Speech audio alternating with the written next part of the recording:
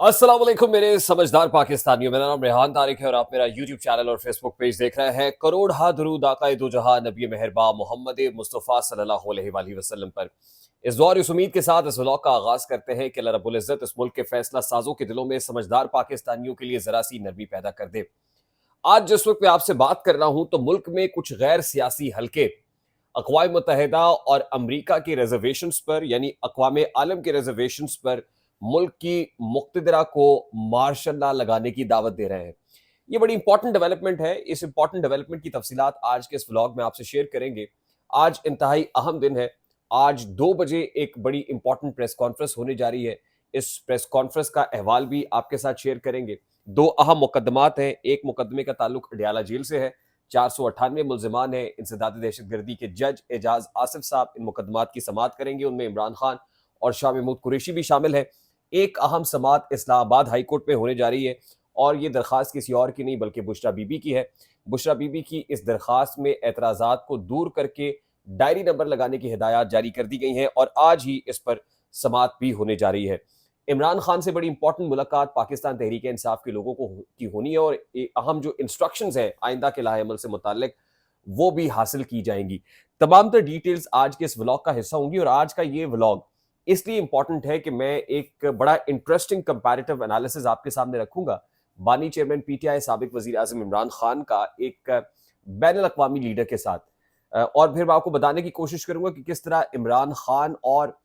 उस बैनुल अक़वामी लीडर के माबैन ममासलत ड्रॉ करके अपने हालात को उस मुल्क के हालात के साथ कंपेयर किया जा सकता है। पेशतर इससे कि मैं गुफ्तगू का आगाज़ करूं, मैं इंतहाई अदब से रिक्वेस्ट करता हूं कि अगर आपने हमारा चैनल सब्सक्राइब नहीं किया है तो चैनल को सब्सक्राइब कर लें। अगर वीडियो पसंद आए तो लाइक और शेयर करना इसलिए ज़रूरी है कि हमारा मैसेज तक पहुंच सके और अगर बेल आइकन प्रेस करेंगे तो ऐसी बहुत सारी वीडियोस तवातुर से और बर वक्त आपकी निगाह से गुजरती रहेगी। सबसे पहले तो एज आई स्पीक 498 मुलजमान सानिया 9 मई के मुलजमान है। रावलपिंडी इस्लामाबाद के अंदर मुकदमात का इंदराज हुआ है और 498 मुलजमान को अडियाला जेल में पेश किया जाना है और इन पर इंसदाद दहशतगर्दी के जज एजाज आसिफ साहब को समाअत करनी है। और एजाज आसिफ साहब ने जो लास्ट समाअत थी इलेक्शंस के फौरी बाद अगले ही दिन उस पर बगैर कार्रवाई के समाअत को आज तक के लिए यानी 13 फरवरी तक के लिए मुलतवी कर दिया गया था और इन केसेस में बानी चेयरमैन पीटीआई इमरान खान साहब और शाह महमूद कुरैशी ये भी शामिल हैं। यानी एक और दरिया का सामना था मुनीर मुझको, मैं एक दरिया के पार उतरा तो मैंने देखा। अब 9 मई का दरिया है और इस दरिया को अबूर करना है और इस दरिया के अबूर करने का ताल्लुक बहुत सारी उन मुलाकातों से बातचीतों से है जो मुलाकातें बंद कमरों में हो रही हैं, अडियाला जेल में भी हो रही हैं और कासिद के हाथ पैगामात भी भेजे जा रहे हैं। तो इन मुकदमात का मुकद्दर उन्हीं मुलाकातों में ही तय होगा कि आने वाले दिनों में इन मुकदमात का मंतकी नतीजा क्या निकलना है। और जो हालात बता रहे हैं वो ये है कि अगर एब्सोल्युटली नॉट का नारा बरकरार रहा, कोई लचक ना दिखाई गई तो मुल्क में वो सब कुछ भी हो सकता है जिसकी बड़े बड़े सियासतदानों को, बड़ी बड़ी पॉलिटिकल पार्टीज को अभी तक जो है वो एक फिक्र लाहक हो गई है। और बंद कमरों में जब पॉलिटिकल लोग बैठ रहे हैं जो अपने आप को डेमोक्रेट कहते हैं तो अब उनको ये फिक्र लाहक हो गई है कि जमहूरियत डीरेल ना हो जाए, कहीं मुल्क में जमहूरियत खतरे में ना पड़ जाए। अच्छा, अब मैं इसकी तफसीलात आपके साथ ज़रूर शेयर करूंगा, लेकिन मैं आपको ये भी बता दूं कि बनी गाला से अडियाला जेल मुंतकली की एक दरख्वास्त जो बुशरा बीबी ने इस्लामाबाद हाई कोर्ट में दी थी, इस्लामाबाद हाई कोर्ट ने इस दरख्वास्त पर कुछ एतराज़ात लगाए थे टेक्निकल नौयत के। उन एतराज़ात को दूर करने के बाद अब डायरी नंबर लग चुका है और आज ही इस मुकदमे पर समाअत होने जा रही है और मियाँ गुल हसन औरंगजेब साहब इस्लामाबाद हाई कोर्ट के जज हैं, वो इस पर समाअत करने जा रहे हैं। अब बनी गाला से अडियाला जेल मुंतकली, मैंने आपको बताया था कि बुशरा बीबी की बनी गाला मौजूदगी स्ट्रेटेजिक नौयत के एतबार से इंतहाई अहमियत है कि हामिल है और किसी खास वजह से उनको बनी गाला में शिफ्ट किया गया है। और बनी गाला भेजने के बाद जो पीछे से कुछ मुलाकातें हैं उनका मैच्योर करना, जो डील कह लें, ढील कह लें, कॉम्प्रोमाइज़ कह लें, एंगेजमेंट कह लें, टेबल टॉक कह लें, कुछ भी कह लें, उनको अंजाम तक पहुंचाना था। और इसी असना में बहुत सारे मामला तय हो गए हैं, बड़े घर का कंट्रोल हासिल किया गया, बहुत सारी चीज़ों को जो जिसे कहते हैं ना मोहरे चले गए हैं। किसी ने कितनी चाल चलनी थी, किसी ने 2.5 चाल चलनी है, किसी ने 1.5 चाल चलनी है, तो 1.5 2.5 चालें चली गई और उनके नताइज अभी तक के जो हैं वो खासी हद तक जो मुक़्तदिर इदारे हैं उनके लिए کچھ حوصلہ افزا بھی ہیں اور کچھ جو ہے وہ فکر لاحق کرنے والے بھی ہیں، دونوں طرح کی ملی جلی چیزیں ہیں۔ اچھا، اب اس میں جو پرابلم ہے وہ پرابلم یہ ہے کہ عمران خان صاحب تو اپنے معاملے کے اوپر ڈٹے ہوئے ہیں، یعنی وہ یہ کہہ رہے ہیں، میں نے آپ کو کل بھی بتایا تھا کہ جو مجھ پر کیسز ہیں ان کو میرٹ پر چلنے دیں، اس میں ملٹری اسٹیبلشمنٹ اپنی انٹرونشن چھوڑ دے،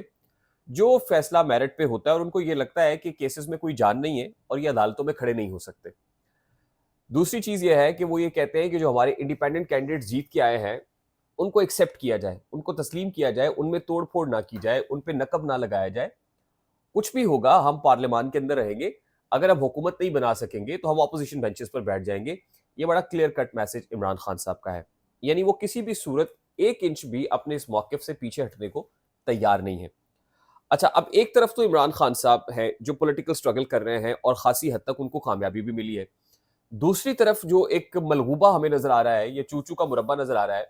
وہ پاکستان مسلم لیگ نون اور پاکستان پیپلز پارٹی ہے جو حصہ بقدر جثہ وصول کرنے کی کوشش کر رہی ہے، لیکن ان کو ایک میسج بھی بار بار جو ان کے یوں کہہ لیجئے کہ جو ساتھی ہیں، ایڈوائزرز ہیں، مشیران ہیں، جو اسٹیبلشمنٹ کے بھی کلوز ہیں اور جو ان تک میسنجر کے طور پر پہنچاتے بھی ہیں، وہ ان کو یہ میسج پہنچا رہے ہیں کہ آپ لوگوں کا اکٹھا رہنا اس لیے ضروری ہے کہ ادروائز عمران خان آ جائے گا۔ وہ کہتے ہیں نا، دور جب کوئی بچہ روتا ہے تو ماں کہتی ہے چپ، نہیں تو عمران خان آ جائے گا۔ تو یہی معاملہ ان کے ساتھ ہوا ہے کہ آپ کا اکٹھے رہنا، متحد رہنا at this point in time اس لیے ضروری ہے کہ اگر آپ بکھریں گے تو عمران خان کا کم بیک ہو جائے گا۔ دوسرا امپورٹنٹ جو ڈر ہے یا ڈراوا ہے وہ یہ دیا جا رہا ہے کہ اگر آپ بکھریں گے، اکٹھے نہیں ہوں گے، لڑیں گے تو ملک میں انسٹیبلٹی ہوگی اور ملک میں مارشل لا کا راستہ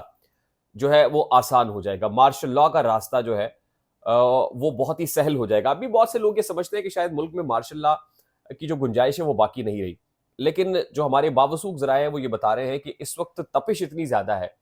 حدت اتنی زیادہ ہے، شدت اس وقت اتنی زیادہ ہے، غم و غصہ بھی اتنا زیادہ ہے کہ آخری حل پھر وہی ہے اور کسی بھی وقت وہ حل ایکسرسائز بھی کیا جا سکتا ہے، کیونکہ ملٹری اسٹیبلشمنٹ نہ تو عمران خان کو قبول کرے گی اور ابھی نہیں کرنا چاہتی جو اس وقت کا جو سٹیٹس کو ہے، اور دوسری امپورٹنٹ باوجود اس کے کہ عوام نے مینڈیٹ سنا دیا ہے، باوجود اس کے کہ اقوام عالم کی طرف سے پریشر آ رہا ہے، اقوام عالم کی طرف سے جو پریشر آ رہا ہے وہ بڑا امپورٹنٹ اس لیے بھی ہے۔ اور میں آپ کو بتاؤں کہ گزشتہ روز ایک سابق فوجی افسر کی جانب سے جو ایک پٹیشن دائر کی گئی تھی کہ انتخابات کو کالعدم قرار دیا جائے، نل اینڈ وائڈ قرار دیا جائے، تو اس طرح کی پٹیشنز بھی ایسے ہی نہیں آتی ہیں۔ سب سے پہلے تو میں آپ کو بتا دوں کہ اقوام متحدہ کی طرف سے اور یو ایس اسٹیٹ ڈپارٹمنٹ کی طرف سے جو موقف آیا وہ یہ ہے، پہلے تو امریکہ کی طرف سے جو موقف ہے وہ کہتے ہیں کہ انتخابات میں دھاندلی کے دعووں پر مکمل تحقیقات دیکھنا چاہتے ہیں، یعنی جو دھاندلی ہوئی ہے اس پہ ہم چاہتے ہیں کہ مکمل طور پر تحقیقات ہو، امریکہ کہہ رہا ہے۔ اور اسٹیٹ ڈپارٹمنٹ سے آج میتھیو ملر سے یہ سوالات ہوئے ہیں جس کے جواب میں انہوں نے کہا ہے کہ ہم اس پر گہری نظر رکھے ہوئے ہیں اور جو کچھ ہو رہا ہے اس پر تحقیقات چاہتے ہیں۔ پھر اینٹونیو گوتریس جو اقوام متحدہ کے سیکرٹری جنرل ہے وہ یہ کہتے ہیں کہ کسی بھی ایسے اقدام سے گریز کریں جو کشیدگی کو بڑھائے، اور ہم پورے طریقے سے نظر رکھے ہوئے ہیں پاکستان میں انتخابی پروسیس کے حوالے سے۔ اب ایسے میں صدر عارف الوی چیف جسٹس کو انتخابات میں ہونے والی مبینہ دھاندلی پر تحقیقات کا لکھ بھی سکتے ہیں۔ یہ بھی ایک آخری حربہ پاکستان تحریک انصاف کے پاس ہے کہ پریزیڈنٹ عارف الوی صاحب چیف جسٹس قاضی فائز عیسیٰ جو خاصے خاموش ہیں ان کو انتخابی دھاندلی کے اوپر نوٹس لینے کا کہیں، ایک خط کے ذریعے سے ان کو لکھیں۔ اب یہ سارا معاملہ ایک پنڈورا باکس کھل رہا ہے، انتخابات رگ تھے، دھاندلی ہوئی، فری اینڈ فیئر نہیں تھے، ٹرانسپیرنٹ نہیں تھے۔ اب اس کا اگر کمپیریزن ہم میانمار کے ساتھ کریں، میانمار، برما، وہاں پہ جناب آنگ سان سوچی جو 78 سالہ لیڈر ہے اور جن کی party national league for democracy ہے، جنہوں نے ڈیموکریسی کے لیے بڑی جدوجہد کی ہے، وہ 7 سال کی امپریزنمنٹ میں ہے اس وقت، اور ان کی آدھی سے زیادہ زندگی تو ہاؤس اریسٹ اور امپریزنمنٹس کے اندر ہی گزر گئی ہے۔ اور ان کا کیا رولا کیا تھا، مسئلہ کیا تھا؟ وہ ملٹری اسٹیبلشمنٹ کے ساتھ لڑائیاں تھیں۔ اب ملٹری اسٹیبلشمنٹ کے ساتھ لڑائی کیا تھی کہ ملٹری اسٹیبلشمنٹ طاقتور ہے، وہ کہتی ہے ہمارا فیصلہ چلنا چاہیے۔ جو نیشنل لیگ فار ڈیموکریسی ہے وہ یہ کہتی ہے نہیں، ملک میں جمہوریت ہونی چاہیے۔ تو عمران خان صاحب کا اگر کمپیریزن آنگ سان سوچی سے کیا جائے تو ایک لانگ سٹرگل ہے، مطلب آپ یہ سمجھ لیجئے کہ 1948 میں جو میانمار ہے یا برما ہے وہ آزاد ہوا تھا، یعنی ہمارے آزاد ہونے کے 1 سال کے بعد 48 سے 58 تک وہاں پر معاملہ ٹھیک رہے، لیکن 58 میں وہاں پہ پھر ملٹری آ گئی اور پھر الٹیمیٹلی جو ہے پہلا مارشل لا بھی لگا، 88 تک وہی مارشل لا چلتا رہا۔ 88 میں ہی میانمار کے اندر، برما میں آنگ سان سوچی کی نیشنل لیگ فار ڈیموکریسی جنم لیتی ہے، وزیر اعظم بھی بن جاتی ہیں، ان کو اتارا جاتا ہے، پھر عوام پریشر ڈالتی ہے، پھر وزیر اعظم حالانکہ کانسٹیٹیوشن چینج کرنا پڑتا ہے اور اس کے اندر ویٹو پار کا اختیار جو ہے وہ آرمی کو دے دیا جاتا ہے، اور ہر پولیٹیکل پارٹی کے اوپر پارلیمان کے اندر یہ واجب کر دیا جاتا ہے کہ 25% فوجی ہوں گے۔ اس کے باوجود آنگ سان سوچی کی تحریک اتنا زور پکڑتی ہے کہ الٹیمیٹلی ایک پھر ملٹری کو لگانا پڑ جاتا ہے، یعنی اس وقت بھی ملٹری کو ہے، اور آنگ سان سوچی جو ہے وہ 7 سال کی امپریزنمنٹ فیس کر رہی ہے۔ اور ان کے اوپر بھی کیا ہے، ان کے اوپر بھی ہے کہ انہوں نے آفیشیل سیکرٹ ایکٹ کی خلاف ورزی کی ہے، انہوں نے کووڈ کی ریسٹرکشنز کو توڑا ہے، ان پر مالی کرپشن کا الزام ہے، اور ابھی میں کل ہی پڑھ رہا تھا کہ 90 ملین کا جو ان کا 90 ملین US ڈالرز کا جو ولا ہے اس کو آکشن پر لگا دیا گیا ہے، یعنی جو کچھ کیا جا سکتا ہے وہ کیا جا رہا ہے۔ اس کے باوجود وہ ٹوٹ نہیں رہی ہے، عوام ان کے ساتھ ہے، یہ جو 3 فنگر سمبل ہے احتجاج کا وہ بھی بڑا مشہور ہوا وہاں پر۔ تو بات یہ ہے کہ اس کے باوجود ایک ہی حل ملا ان کو پتا تھا کہ کوئی اور پولیٹیکل پارٹی یہ کام نہیں کر سکتی، دور نہیں رکھا جا سکتا، تو اس کے لیے ملٹری اسٹیبلشمنٹ نے کو کر دیا۔ آج بھی ملٹری اسٹیبلشمنٹ نہ تو پاکستان مسلم لیگ نون کے اوپر اعتبار کرنے کو تیار ہے، نہ پاکستان پیپلز پارٹی کے اوپر ہے۔ ان دونوں کو اکٹھا رکھنا ظاہر ہے یہ بلیک میلنگ کرتے ہیں، بار بار یہ بھی بلیک میلنگ کرتے ہیں، تو آسان حل یہی ہے پھر کہ سب کو روکنا ہے اگر تو ملٹری اسٹیبلشمنٹ خود آ جائے، اور پھر ظاہر ہے ملٹری اسٹیبلشمنٹ کے اپنے اندر بھی ایک رائے بے چینی اور یہ سب اضطراب پایا جاتا ہے۔ کچھ ٹینیورز بھی مکمل ہونے والے ہیں، اس سے پہلے جو ہے کسی طریقے سے یہ گیم آف پاور ہے، اور پھر گیم آف تھرونز کے اندر ایک مشہور ڈائلاگ ہے نا کہ اس نے کہا نالج از پاور، اس نے کہا نہیں پاور از پاور، تو یہ جو پاور کا نشہ ہے نا یہ کچھ بھی کرا سکتا ہے۔ تو اس وقت جو ہماری پولیٹیکل پارٹیز ہیں ان کے اندر بھی ایک بے چینی اس حوالے سے پائی جاتی ہے کہ کہیں یہی نہ ہو جائے، کیونکہ عمران خان کا راستہ روکنے کے لیے الٹیمیٹلی اگر ہم نے بھی اسٹیبلشمنٹ کے ہاتھ مضبوط نہ کیے تو پھر اسٹیبلشمنٹ کو انتہائی اقدام اٹھا سکتی ہے۔ ٹھیک، اچھا اب جو دو مین اسٹریم پولیٹیکل پارٹیز ہیں ان میں سے ایک پولیٹیکل پارٹی کے لیڈر، کل ایک پریس کانفرنس ہم نے ادھوری سنی، آج ان کا پھر سینٹرل ایگزیکٹو کمیٹی کا اجلاس ہونے جا رہا ہے۔ ہماری اطلاعات یہ ہے کہ آج 2 بجے شہباز شریف صاحب ایک پریس کانفرنس کرنے جا رہے ہیں، اور اس پریس کانفرنس کے اندر پاکستان مسلم لیگ نون کی جانب سے اہم لاہ عمل اور اہم اعلانات متوقع ہیں۔ ٹھیک، اور اس میں ان 2 پولیٹیکل پارٹیز کا اکٹھے رہنا، ساتھ رہنا، یہ بتا دیا گیا ہے، باور کرا دیا گیا ہے کہ اس لیے بہت زیادہ ضروری ہے کہ ادروائز یا تو عمران خان آ جائے گا، اگر عمران خان نہیں آئے گا تو ملٹری اسٹیبلشمنٹ ڈائریکٹلی آ جائے گی۔ یہ انتہائی مضبوط تاثر اس وقت پایا جا رہا ہے اسلام آباد کے اندر، وفاقی دارالحکومت کے اندر، کیونکہ جو ملاقاتیں ہیں، جو میسیجز ہیں، پیغامات ہیں، وہ ابھی تک بارآور ثابت نہیں ہو رہے ہیں۔ تو یہ بڑی امپورٹنٹ ڈیولپمنٹ ہے، اور اس حوالے سے جو آزاد مبصرین ہیں اور اقوام متحدہ سمیت جو اقوام عالم ہے وہ بھی شدید نظر رکھے ہوئے ہے،